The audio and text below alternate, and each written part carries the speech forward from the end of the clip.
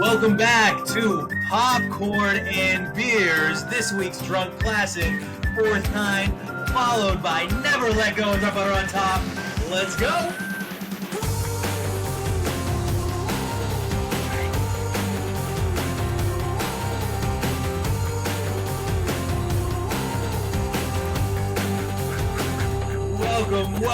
Welcome back to Popcorn and Beers, where some use tomatoes and others use thumbs. We use the stuff that gets you drunk. Welcome back. Thank you guys, crew, for covering everything. It is that time of year where we have endless TV shows, endless movie trailers. We'll talk about a few things before we get going with Never Let Go. Unfortunately, it was not released here in the UK, so I got a couple new movies in to make up for that. But we've got The Penguin out. We've got Only Murderers in the Building. We've got Lord of the Rings. We've got, help me out, The Perfect Couple on Netflix, Jordan. We've got something else. Along. Agatha All Along. No, not Monkey Bone. Bad Monkey.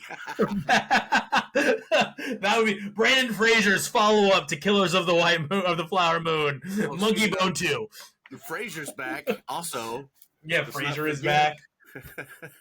Oh my goodness. And Diddy went to jail for having thousands of bottles of lube. All right. So,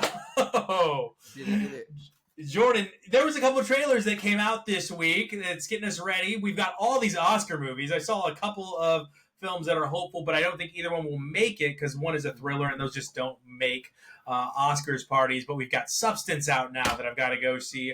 That's also getting some Oscar buzz, and some other films right now that are only screeners. But what trailers did you see that really brought it home for you? Well, I'm going to drop three on you. One I love, one I don't like, but I'm going to watch anyway, and one that just looks like an absolute pile. One I like is Heretic, coming out with, what's the British guy? What's the British guy? I live in England. I live in a country of British guys. I know. Sean Connery. So you should know exactly who I'm talking about. Christian Bale? No, the guy with the glasses. Mr. Bill's Welsh. I can't. Gary Oldman? No, very famous. Oh, God. Heretic. It is not Gary Goldman. Not Hugh Grant. Hugh Grant. Okay. Hugh Grant. Yes. Oh, okay. The one British Jeff Goldblum. Yeah, it's a horror thriller movie. It looks okay. It's very intriguing looking. I'm definitely gonna watch it. I'm super excited for that. One that I like, or I don't like, but I'm gonna see anyway. Den of Thieves 2. Straight cash grab. They're turning it into like Fast and the Furious. They're it just looks terrible. And then but yeah, we're all gonna watch that. And then the one that just looks like absolute crap is the new Sam Raimi movie called Don't Move. Okay. Where it's just a girl with a drug that, after 30 minutes she becomes paralyzed, and I'm like, 30 minutes into the movie? I hope not. Because is this where we're at? Yeah, just catatonic woman for another hour and a half or so, trying to escape a killer, but with darting eyes. Basically, it looked like the whole trailer. Not your shtick. Yeah, no, it looked terrible. It looks absolutely terrible. Josh, do you love how Jordan just calls what's going to be a drunk classic like months in advance? He literally goes, "Den of Thieves 2 just looks like trash, but we're all going to see it." Like, just it's going to be it's going to be the butter on top. I'm letting you guys know right now. This is what we're going to watch. Yeah, that's a Josh move. Dungeons and Dragons is coming, guys. Dungeons and Dragons. Dungeons and Dragons is coming. I think you called it like 3 weeks in a row of production meetings. Like, it's not out yet, Josh. No, but it is soon. All right, so we had Halle Berry's return to the big screen following, I think the last one she did that wasn't a Netflix film was John Wick 3, right? Is that accurate? I think the other two were Quick. Oh, I'm sorry. Quick.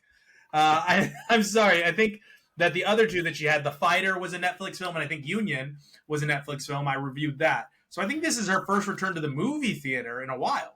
Halle Berry was in John Wick 3? Yeah. Yeah, wasn't she? she? The dogs. Yeah, the dogs, the two German shepherds. Yeah. Oh, yeah, was that or maybe her? she was in 2. Okay. She was in 3. You're right. making me Almost question 3. if it was 2, Yeah, but I think it was 3. It was 3.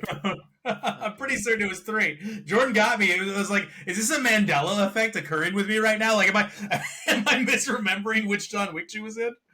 You I didn't son of remember a she was in bitch. John Wick at all. So there we go. There we go. Yeah, Anyway, the dog fight scene was not the dog fight, but the scene where the dogs were fighting the guys. It was one of the coolest fight scenes in the whole franchise. Like how she was working with them and making them jump up walls and it was good. Dude, doesn't that just give you anxiety though? Because I know it gives me anxiety. Because the whole time that scene's happening, or any scene with dogs, I'm like, that dog better not die. That dog better not die. Like that's all I'm thinking the whole time. Better not shoot that dog. Yeah. Well, then you, my friend, are in for a treat with our butter on top this week when you eventually get to see it. Well, let's go into it. Never Let Go with Halle Berry. It's her and two young actors, two young men. They play her sons, and she is a crazy woman. And there's just a lot of, is she actually crazy? Is there some truth? Is there some real supernatural, paranormal stuff going on here? Or is she just very mentally ill? You know, she's got her two kids out in this cabin in the middle of nowhere. $100. And you kind of just have the to... ropes. Yeah, you go based on her word that they're outside of the forest. There's some apocalypse going on where there's some evil entity that made everybody kill each other. Quiet but place. Somehow their house has some kind of love baked into its bones or Harry Potter foundation, and that if you stay attached to the home, that the evil outside can't get you. Home Alone. Yeah, exactly. So Joe Pesci definitely gets into that house. So yeah, it's just a whole guessing game. The whole movie, you're like, oh god, what character do I trust? You know, the little kids actually do a really good job acting in this movie.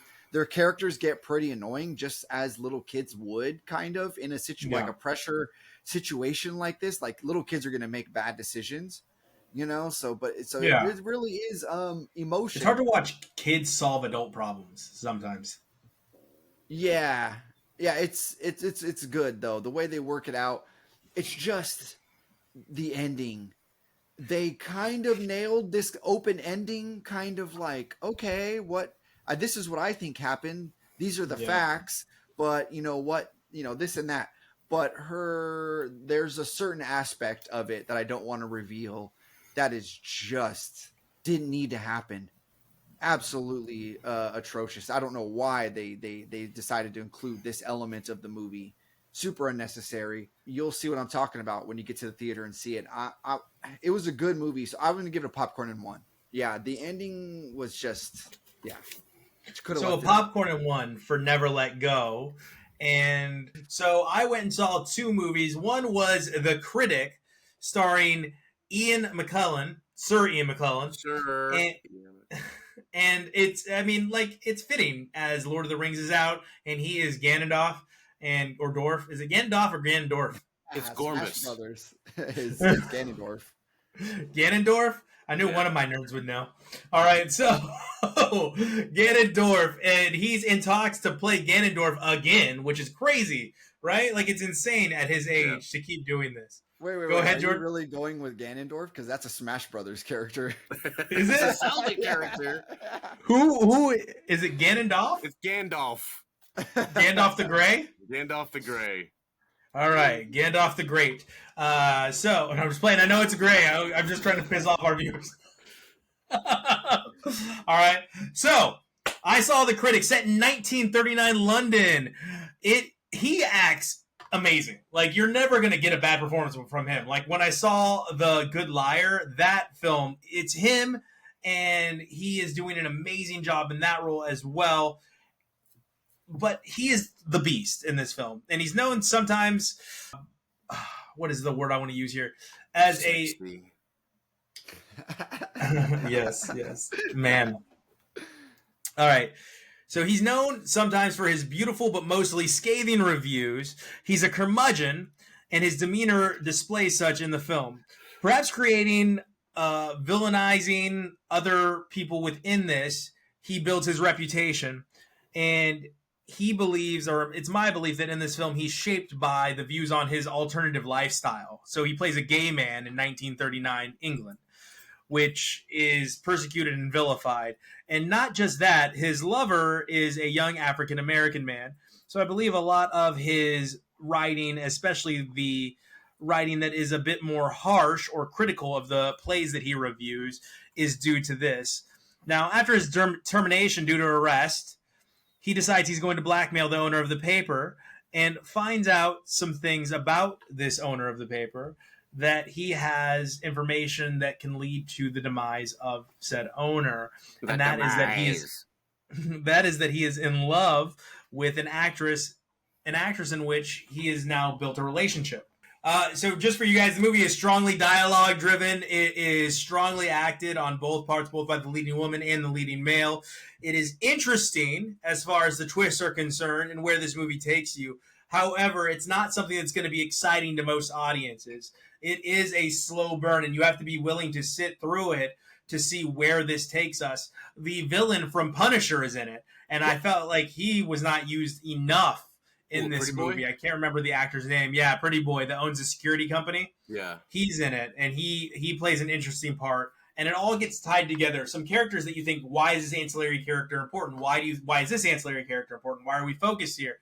It's all tied together in a nice bow. Sadly, I don't think it's going to get any critical acclaim, but it was a good movie if you're just really interested in watching somebody that's a truly deplorable human being tear down the lives of others and what they do and what it could lead to in living this way and writing this way if you were just in it for yourself. The character is disgusting and beautiful at the same time, and at the end you see that all he really wants is to be accepted by society or accepted by at least one person, as the story ends with, do visit. I give this movie a popcorn and 1 just because it is such a slow burn, but I think the audiences that enjoy a movie that is very dialogue and story driven will like The Critic. So a popcorn and 1 from me. Have either of you heard of this film yet? No, not at all. Okay. All right. I think a lot of people, when this movie comes out, are going to mistake it for the Quentin Tarantino, the Critic, and go see it. The old cartoon. Remember The Critic? That was a good show. No. Yeah. It was John Lovitz as the Critic, and he was like, it was a comedy. Yeah. It was really funny, dude. Funny show, okay. Yeah. Man, I guess I never saw it. It was so 90s. Maybe you're too 90s? Young. No, shut up. Anyway, so let's go on to my next review. I saw Strange Darling in the theater. Again, I told you I have a double feature here to make up for not being able to see Never Let Go. So again, this is Strange Darling, and this is kind of like an indie-style thriller about a killer by the name of the Electric Lady. I did do some research after. This person never existed. It was not a real person. However, before this film starts, you do see like a long, like so much, and it reads it. So you don't have to like read the whole thing, but this long subtitle or precursor to what they're about to tell. This story, this person that went on this murder rampage through like 5 different Western states through from 2018 to 2022 or something, killing multiple people. So I actually did some research, and I could not find that this is real or not. I don't think it was. Now, it's told in chapters. It's a thriller based on a serial killer that had a crime spree spanning multiple years and traveled across multiple states, with an opening that will immediately get your heart racing, followed by a story that will get every murder porn enthusiast glued to their seats. You're in for a wild ride.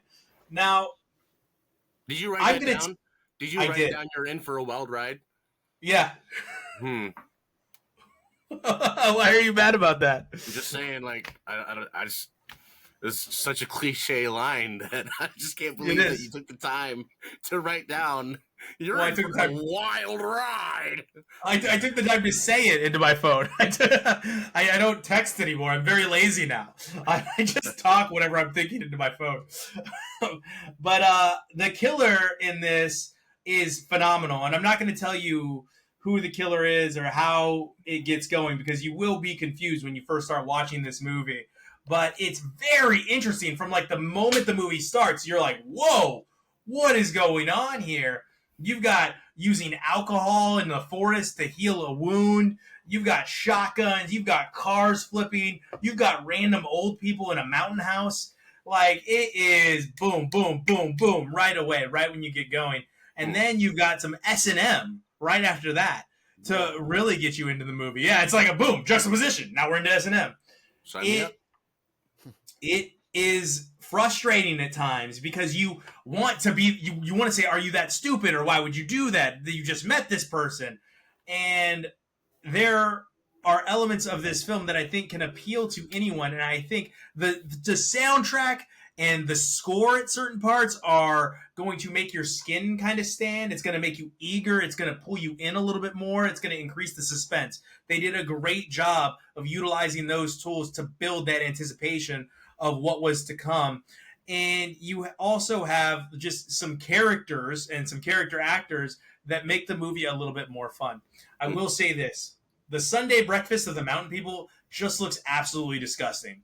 It was like whipped cream, 17 sausages with the grease poured in, pancakes with literally a whole stick of butter, thrown into the pan. Like, what's that? What's the problem so far? And then on top of all this, there's like a can of like congealed blueberries that he like pulls out and pours on them. That's incredible. It looked so gross when I was watching. I was like, how are you guys not dead in watching that? Now, it does take place, most of the story takes place in Oregon. So, Josh, I think you'll have fun with that aspect of it. Jordan, I think you will have fun with the aspect of it that is the thriller, that is the murder, that is the killing spree. I think that part is really cool. The hotel, the dialogue between the two people that take place in the motel is really cool, really interesting. I think it's really well done. I gave this a popcorn and 2 for me. Wow. I didn't think I would, but I got into it. I did. It's very short on the lulls. You were in. It's an hour and 30 minutes, and you're there. Like, you're paying attention, trying to follow a story, trying to pick things out, trying to figure out what happens next. And you have a good time watching this. Again, that is Strange Darling, only available in theaters currently. Jordan, you got to pick out our drunk classic, but I'm not going to you. I'm going to Josh, because Josh had some words in the chat about Fourth Kind. So, Josh, elaborate. Dude. Dude.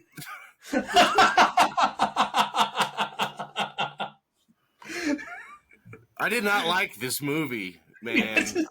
I'm sorry that I feel that way, but dude, like, the movie starts out, if anyone hasn't seen it, first of all, just don't. But like the movie starts off with like the main actress, Multipass. No, I don't really have a beef with her in particular, but like, the actress walks straight towards the camera. It's like, hey, by the way, this really happened. But you don't have to believe it. And then the movie starts. And like, they intersperse the movie with real footage. Like, come on. This is like horse shit. And then nothing actually happens. Like, what's going on? I mean, she does let her blind daughter run off into the forest and then goes, I don't know what happened. Oh my gosh. Like, there's no arc, there's no character development, there's no monster. Like, there's nothing. This movie was a nothing fest. Popcorn, dog. Jordan, your retort. Yes. The warning at the beginning, this movie has terrible reviews. Because, the whole aspect of, like, them just totally lying. Like, this is 100% real, and you don't have to believe it. Like, no, it is 100% fake. Everybody is an actor in this movie, obviously. But, this movie came out at a time when we didn't have the connectivity to, like, social media wasn't, like, crazy. So a large portion of people who had seen this movie, like, especially people in my circle, I mean, maybe we're just dumb, were like, could this, like, you totally kind of believed it for a while. Like, there was no news reporting. If you Googled Nome, Alaska, people on the internet were like, yeah, dude, I know a guy there is a lot of FBI calls in Nome, Alaska. What's that all about? Kind of thing. Honestly. And I know a lot of people have seen this movie and they're like, this is one of the creepiest movies I've ever seen.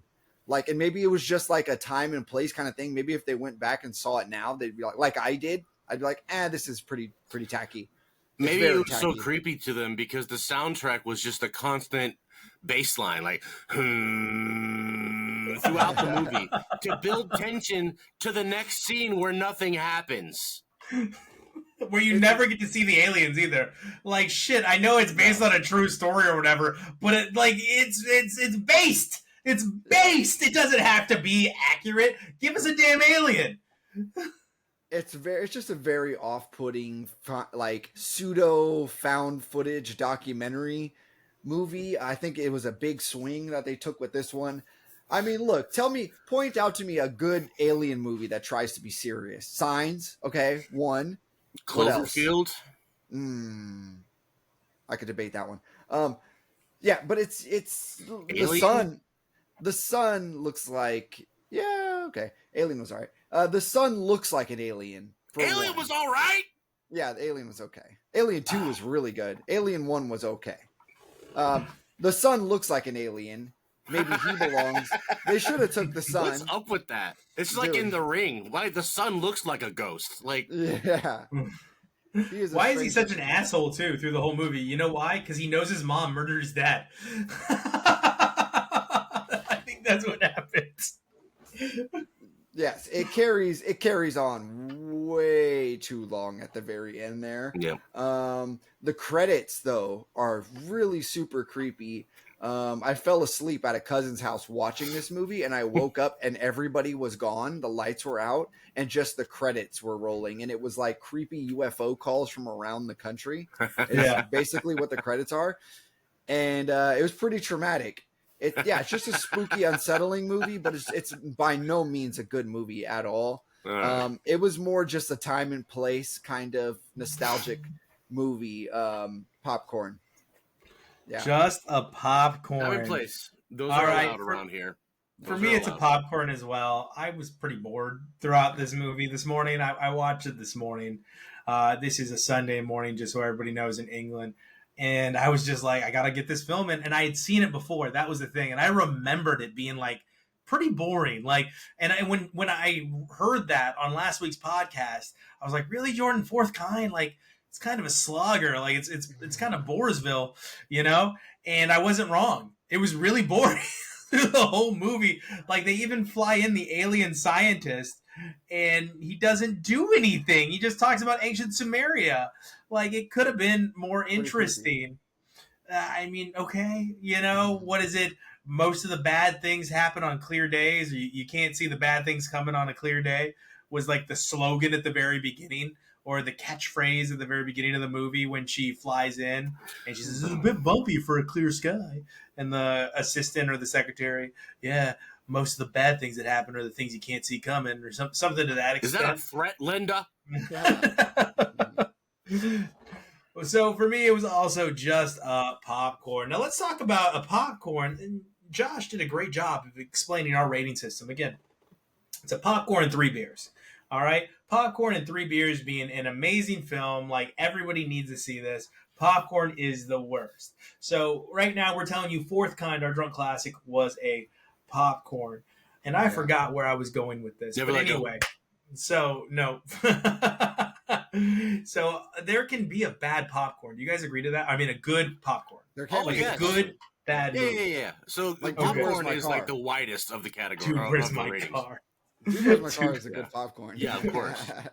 Like, I love how Josh also goes, popcorn's on a spectrum. Yeah, because, I mean, yeah. That's where all the trash movies go, and the movies that are okay. They all go in there.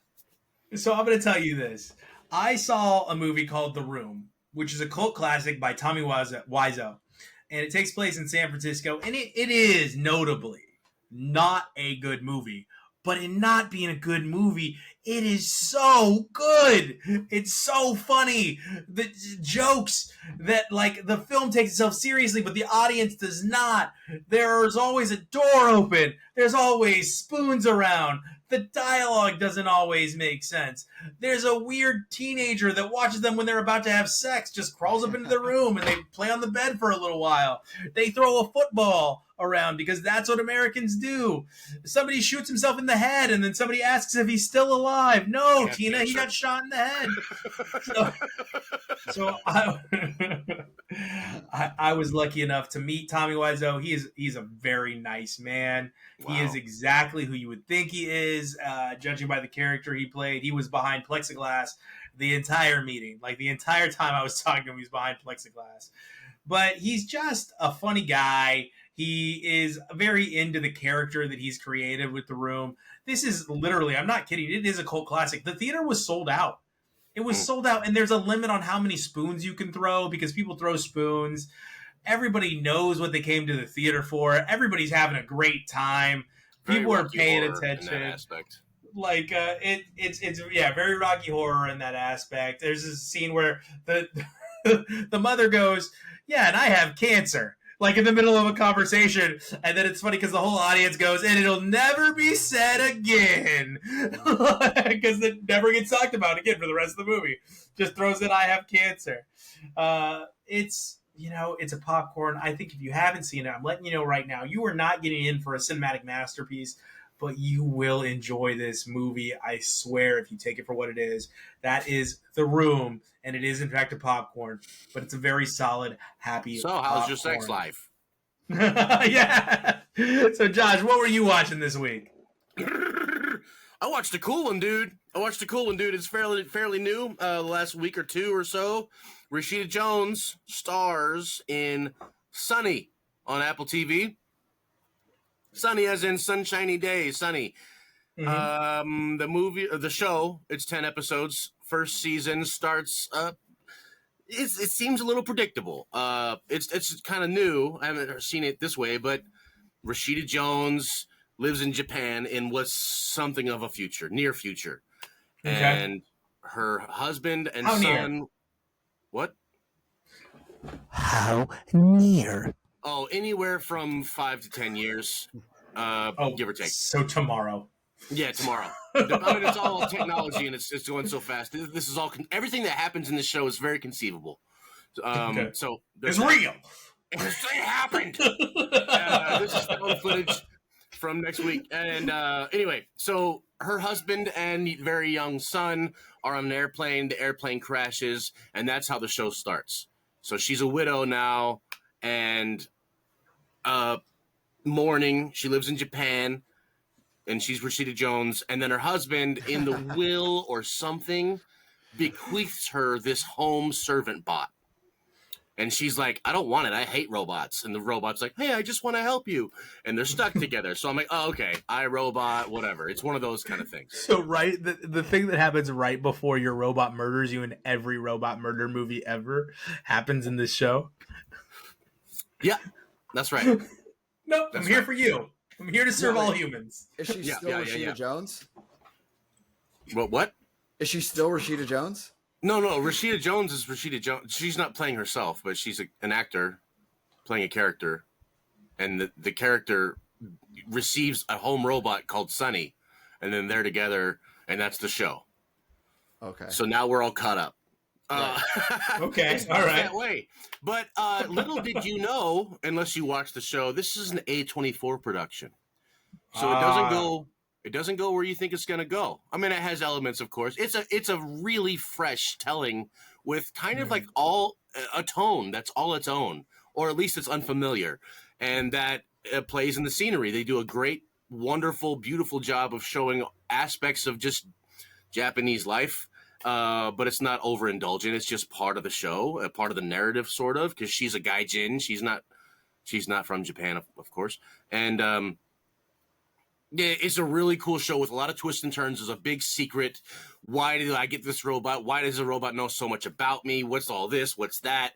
The Yakuza gets involved. It's a cool thing. And there's like roles where you're not sure who to trust because there's things happening, people are dying. What was my husband really into? This whole thing. And then she's just like this asshole alcoholic grumpus this whole time. So she's not a likable character. Who is that? Rashida Jones? Yeah. Rashida Jones. Got it. Yeah. She's in grief and she's drinking a lot and she's an asshole and she's an outsider. And it's a great show. I finished it up, and it's got a nice bow tie at the end, but then cliffhanger the last 10 seconds. So it's season not 2, really Rashida Bones. It's Rashida Jones Bones. Rashida Jones Bones. Yeah, but it's got a great, Whoa! great cliffhanger for a possible season 2, which would be great if they did it. I would be into it. I say it's a popcorn and one good show. So it's worth binging, Josh, is what you're saying to the audience. Yes. But there's a lot of subtitle. It's half Japanese. They get around that by having like earpieces, so they don't have to have translators on screen. It's just like, I hear what you're saying, but I only speak English. So it's half English, half Japanese the whole time. Interesting characters, wonderful plot line, twisty-turny, good stuff. I say popcorn and one, just to be a little conservative this time. But a good binge? Binge it up. And yeah, half-hour episodes. All right, Jordan, what were you watching?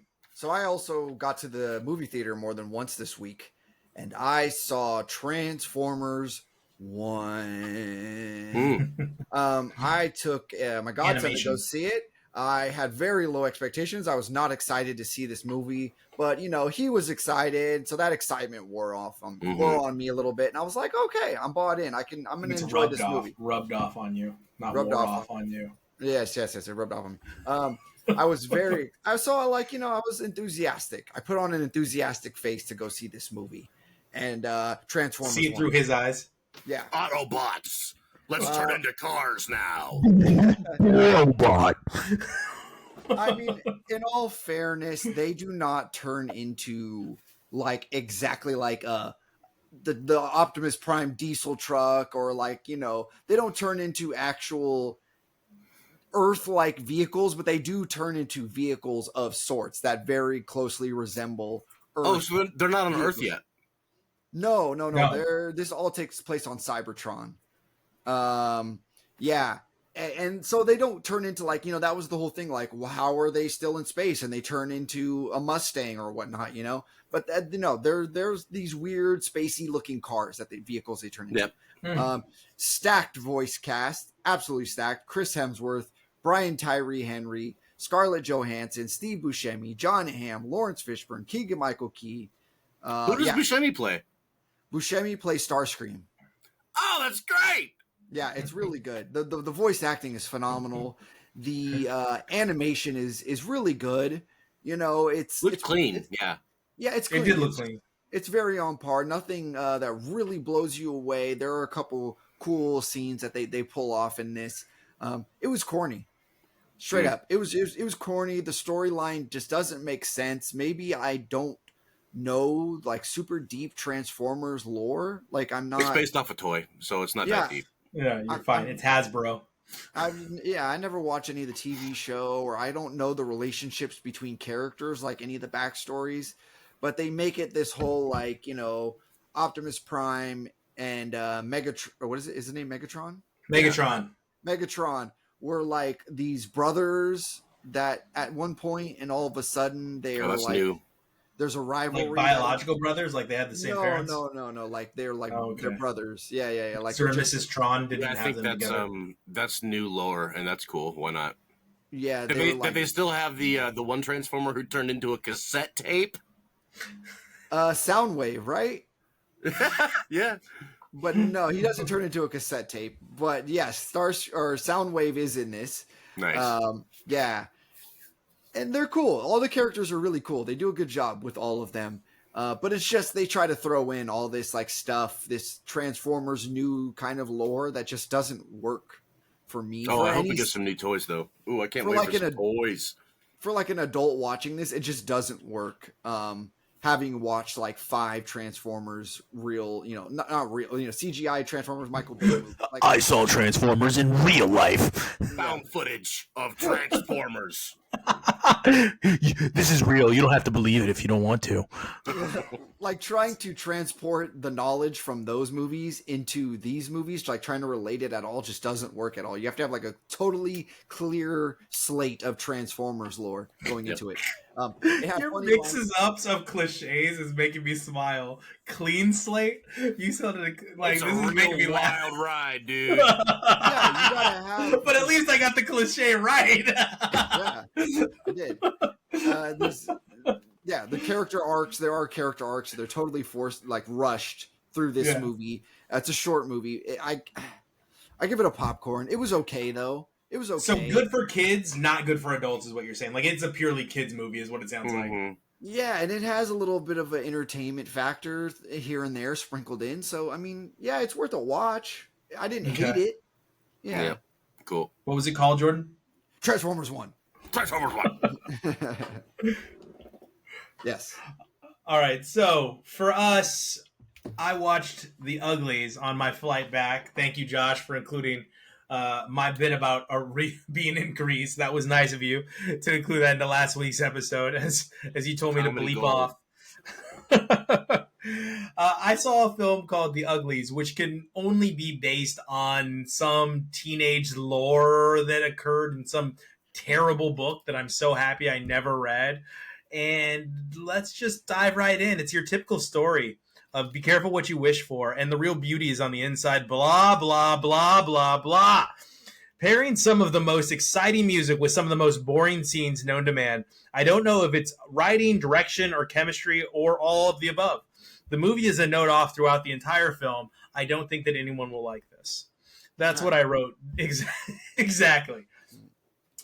The movie ends with a ending that should lead to a sequel, and my only response to that ending is, who wants to see part 2? Part 1 was awful. It was so bad. And Netflix is just pumping these out. People like me watch this because I have to review these to stop the audience from seeing such a poorly acted, terribly written, worst directed movie. I don't know who edited it. It doesn't make a whole ton of sense. It's a lot of nothing throughout. Like, yo, we used to be polluters, but now we're all beautiful, so that stops once you get rich and pretty. Like, what? It's a lot to take in. It's a popcorn. It's another Netflix, let's just slide this movie in, hope nobody watches it. Yeah. And, ugly, boring, and stupid. Pick a struggle. There you go. Yeah. Did you see it as well, Jordan? No. It's on my list. It's been like I should watch this knowing it's gonna not be very good. But Joey King is just the Netflix. Let's pump out a little teeny bopper franchise like the. She's the it girl. Yeah, for like 2 or 3 films. Let's milk this. He just wants to make sure he can make a franchise that can sell T-shirts at Walmart. Yeah. So Joey King is a female, but it was bad. It was really bad. That's all I can say. The love story doesn't make any sense. It doesn't feel jammed in here. It just doesn't make any sense. So let's just move on from this terrible film and not give it any more recognition. Again, it was called Uglies, The Uglies on Netflix. Josh, what was the final film you watched this week? Oh, just real quick. I started watching If and got bored after 15 minutes and stopped. Oh, so sad. That was a butter on top for us. Yeah, boring. Movie. Anyway, I didn't give it a proper shake. I don't care. I did watch the Instigators, however. Apple TV. Watched it. I know it's been reviewed before by Fry. Did you watch it too, Jordan? I did. Which one? The Instigators? No. Matt Damon and Casey Affleck in something Apple of a TV. heist, but kind of all its own type of heist. And I liked it, man. I liked the dialogue. Casey Affleck, I mean, acting talent at the very least. Charismatic with the dialogue, and the back and forth was great. Matt Damon kind of playing an idiot was nice. Matt Damon. And, it was a kind of saccharine in like it didn't go too far on the sad parts. It didn't go, maybe it went a little too hard on like, happy ending type of stuff, but whatever. It worked out okay. A movie that had to have people from Boston to make it because those accents were all over the place. I mean, not in a bad way. It was like, everyone's from Boston.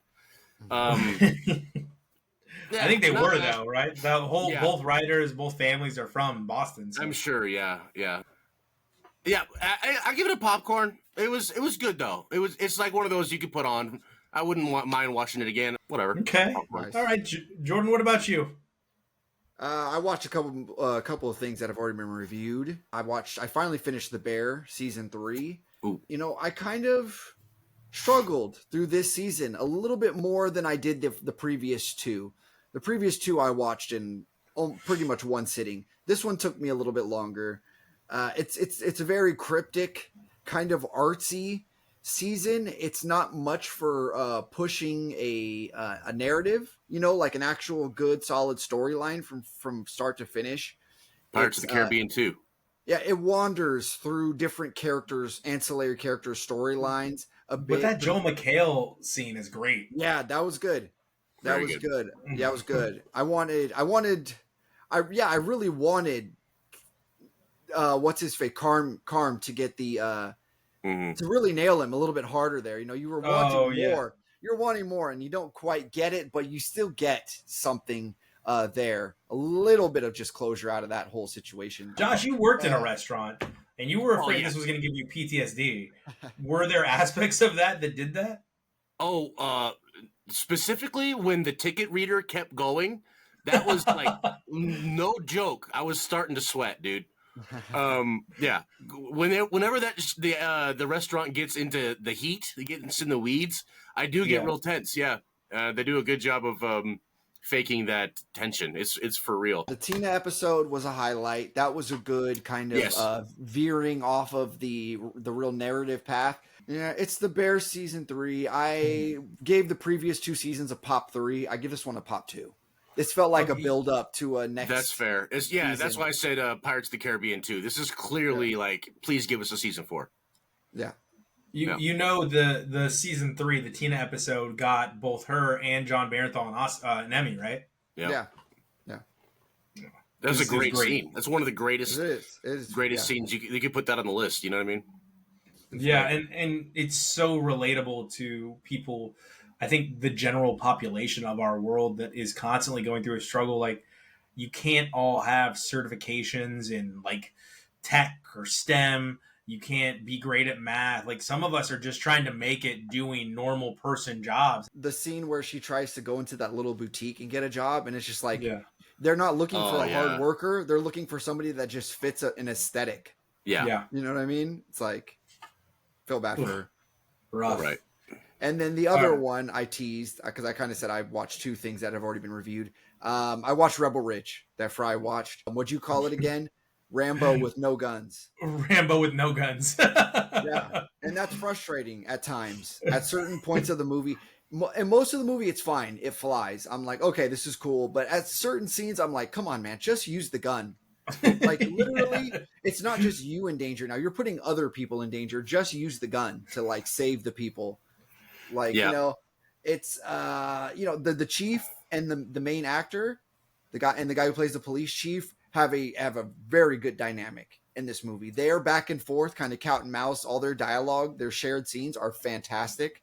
I really, really like that. But why the one thing between them, the whole thing, like, pretty stupid part of this movie is they get him in the back of the police car, and the chief is just like very elaborately explaining his whole con that he's got going on with the whole town. And it was just very lazy the way that they kind of just like, okay, they spoon feed you and force it through. Yeah. My evil plan. Yeah. Exactly. Yeah. It's very on the nose, like the bad guy spilling his whole plan out. But I liked it. Honestly, I really was fully engaged with this movie all the way through.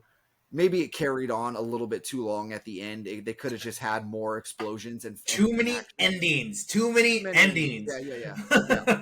Definitely. I give this a popcorn and 1. Popcorn and 1 Rebel Ridge. I think I gave it the same. I do. Yeah. All right, so I'm gonna rattle through a few of these really quick, and then I'll save this one so Jordan can tell me what he thought. So I watched Rescue Dawn. I'll be quick here. First, I think it's important to recognize that there's a Top Gun Productions company. Did not know that.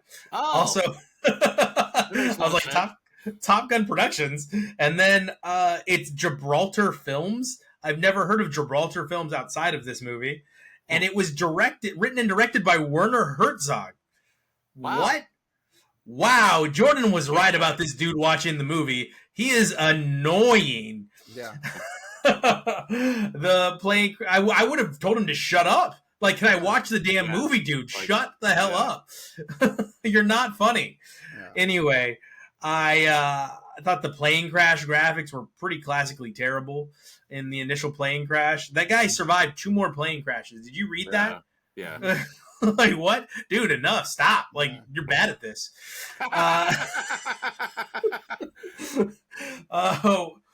Why is everyone but him in the prison batshit crazy? Did you guys notice that? Like, everyone but him is just insane, but he's just like, I've got this super sound plan. I know exactly what we're going to do. They've and been there for a lot longer. I guess maybe. And he's fair. so driven. Yeah. I just shit my pants. Yeah. And that reminded me that I've seen this. Like, when you guys were talking about it, I was like, I think I've seen this movie before. And then when I saw it, I was like, yeah, I've seen this movie. But what's funny is, you couldn't let me go. I told you I had to use the bathroom so many times. What's wrong with you people? Now I crap myself. Like, what, you're a hostage. What did you think was going to happen? But speaking of Steve Zahn, you didn't even let me wipe.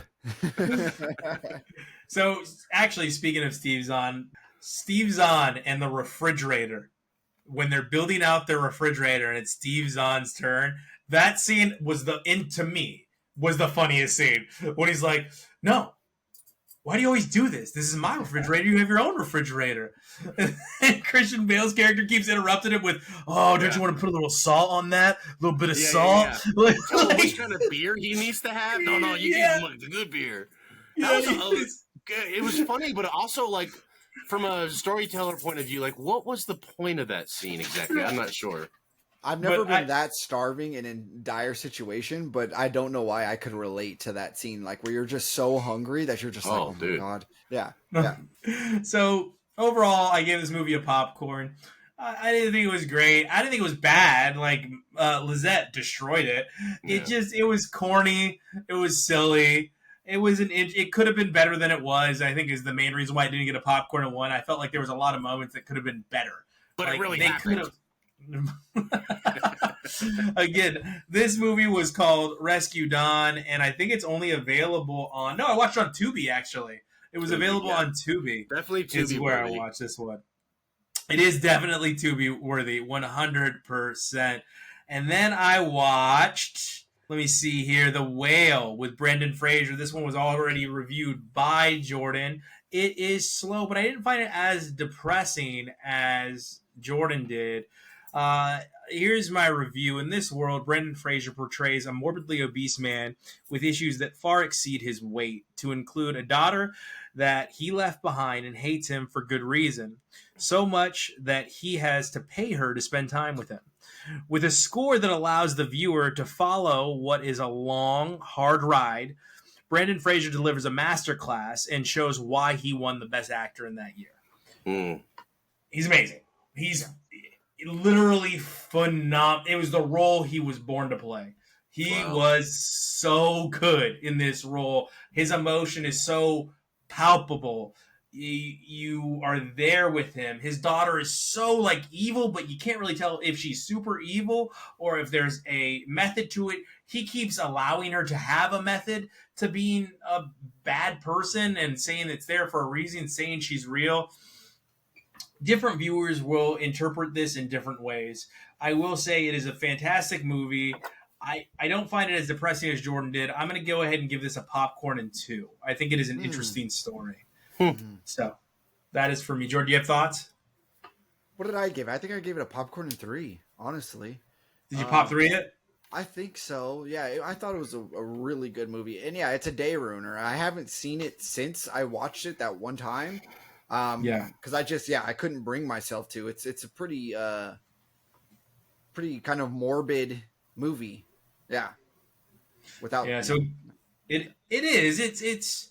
It's a hard watch, but I didn't think it was super depressing. I didn't find it as a day ruiner. It definitely got me emotional at certain points. Like a lot of it's his fault, but they say it so much. He is so self-aware that it doesn't allow me to hate this character. He's aware. Like, he knows what he did, so I can't hate him for being not self-aware, for not realizing he did it to himself. Like, he says it repeatedly throughout the film. So you just start to feel empathetic towards him. Mm-hmm. All right. So that was The Whale on Amazon.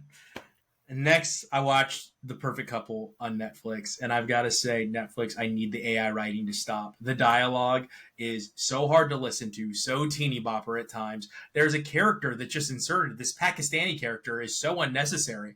Like has no value added other than was supposed to be the best man. And then because that was the only value added to this character, they felt like they had to give a whole nother storyline that take place down the road with this person that meant nothing. It meant nothing. It was forced. It was dumb.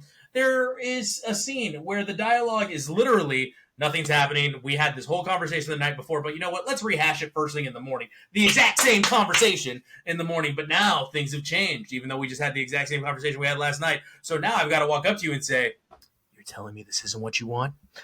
Wow. Talk about generic. You're in for a wild ride, Josh, because it made no sense. It was stupid. It was totally AI driven. So many lines in this were so generic. It's like they popped in like, yo, I've got Nicole Kidman, Liev Schreiber. Who cares what it says? It's going to be good. And it wasn't. It wasn't. And I will say Dakota Fanning was good, actually. Let me take that back. I did like Dakota Fanning. I think she plays that rigid, wealthy dickhead so well. In that, like, oh, let me make you think I feel sympathetic towards you because you're so poor. That sucks. You don't know how to be a rich person.